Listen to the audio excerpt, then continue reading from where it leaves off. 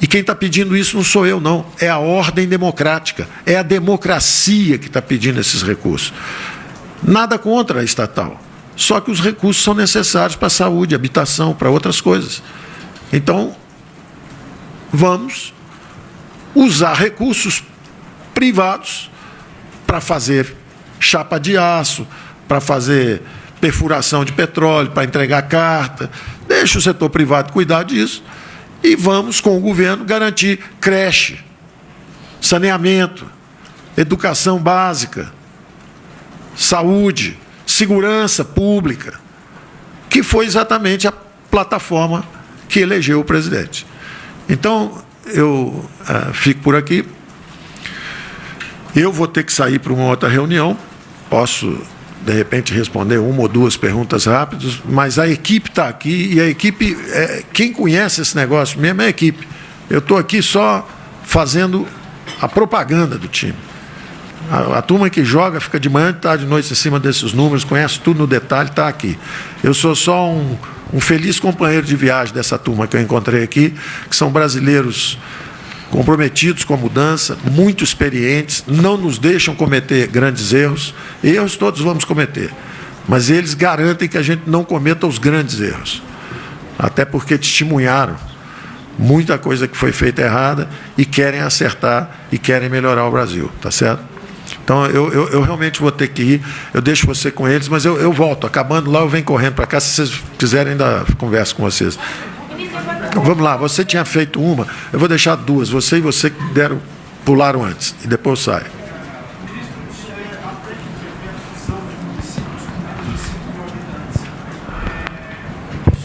Às vésperas de um ano eleitoral, como é que o senhor avalia isso?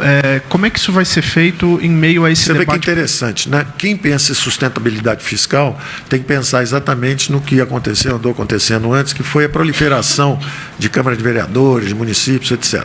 Isso cria desequilíbrios.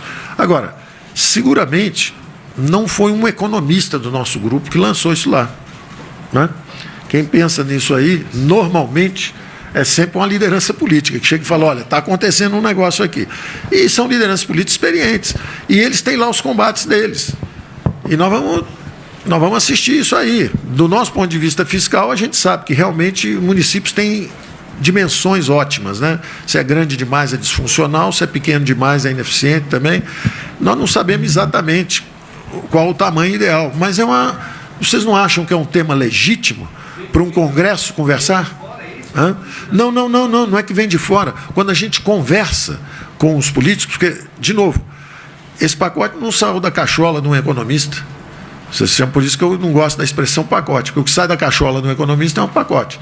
O que sai de várias conversas ao longo de 10 meses, algumas ao longo de 30 anos, com uma porção de políticos experientes, essas ideias vêm. Olha, está havendo uma proliferação disso, daquilo, por que vocês não abordam esse aspecto? Coloque isso no Congresso.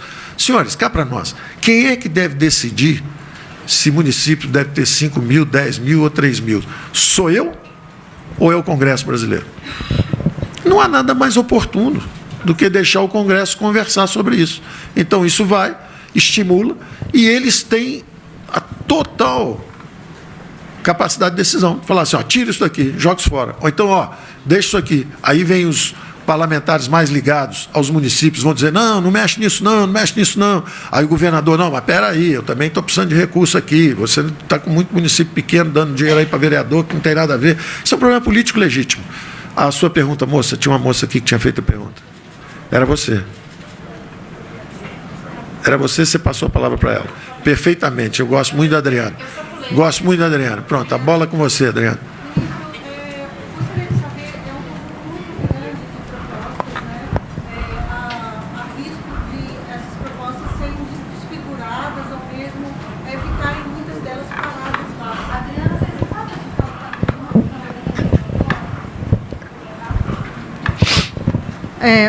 Boa tarde, ministro.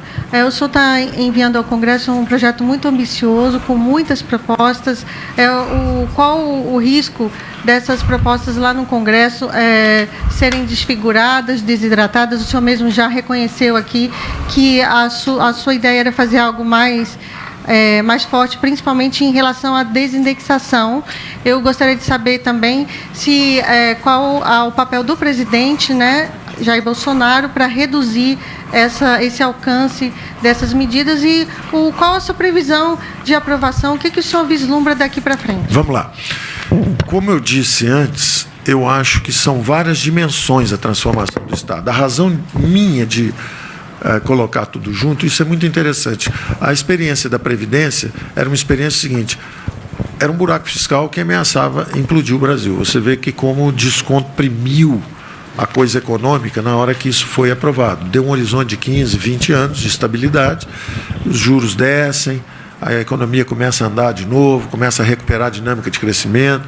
Então, isso era fundamental, era urgente e era quase que um desafio de sobrevivência. Quando acaba isso, entram as demais reformas em pauta.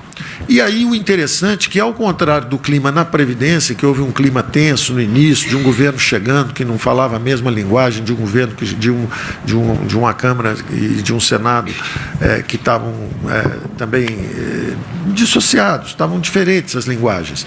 Quando a gente chega, foi muito difícil. Agora, curiosamente, durante esse diálogo inicial, houve muita construção de boa vontade. Muita construção de boa vontade. E justamente eu diria que a ideia de colocar agora uma coisa mais ampla foi até um consenso político das lideranças. Porque falaram, olha, se botar só a tributária, como é que você vai falar da redistribuição de recursos para estados e municípios sem falar também da forma como esses recursos são arrecadados? Então, vamos botar isso também. Bom, mas tem também o negócio da administrativa. Vamos botar isso também? Vamos. E aí o próprio fatiamento foi processado por essas lideranças. Falando assim, olha, manda primeiro esse para o Congresso, para o Senado, esse outro aqui já devia vir para a Câmara. Então, eu diria que isso está sendo um processo de construção conjunta. Como foi conjunta a construção com mais atrito, a construção da Previdência foi conjunta, mas teve um pouco mais de atrito, eu diria agora que está tendo muito mais de cooperação e quase que de orientação mesmo política.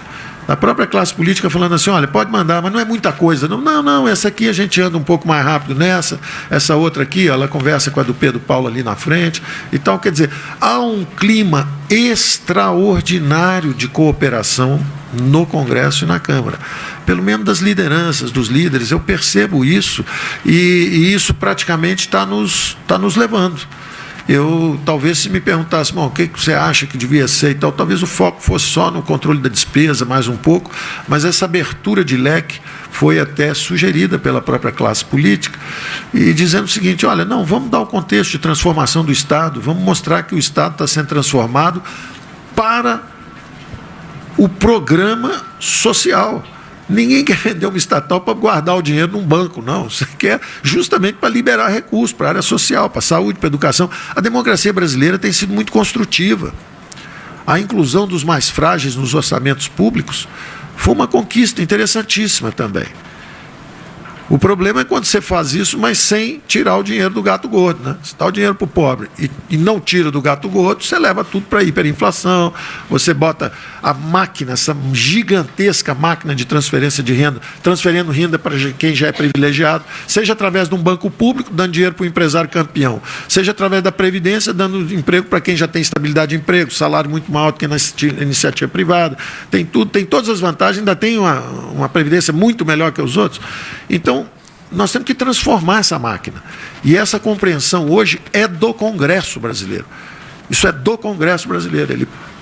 Ele está querendo reescrever essa história da máquina pública brasileira. Então, nós temos que ir juntos nessa direção. Então, eu realmente não tenho receio disso ser fragmentado, pulverizado, desfigurado. Ao contrário, eu acho que nós temos uma belíssima agenda de trabalho para o nosso Congresso, para os próximos 6 meses, 1 ano. Acho que sim, algumas vão andar mais rápido que a outra. Eu acho que a administrativa está em ponto de bala, vai ser aprovada relativamente rápido. A tributária é um pouquinho mais complexa. Os 280 fundos levam mais tempo, mas a transferência de recursos e a descentralização para estados e municípios também pode ser mais rápido. Eu não arriscaria prazos. Eu prefiro que haja mais tempo para conversarmos sobre tudo isso do que ficar engavetando, solta uma no conta-gota, depois solta outra, não. Só a primeira, que era realmente decisiva, tinha que ser aquele clima de ou tudo ou nada, porque realmente o Brasil estava sob um risco extraordinário.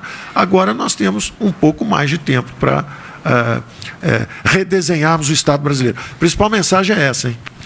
O Estado brasileiro vai ser redesenhado, está sendo aperfeiçoado por um Congresso e um presidente da República reformistas. O presidente quer mudar, foi eleito para mudar, para promover mudanças. E o Congresso também foi eleito junto com ele e quer mudar, quer promover as mudanças. Então, eu estou bastante confiante nesse trabalho. Obrigado, gente. Eu tenho que correr. Ministro, posso fazer só mais uma perguntinha rápida? Ministro?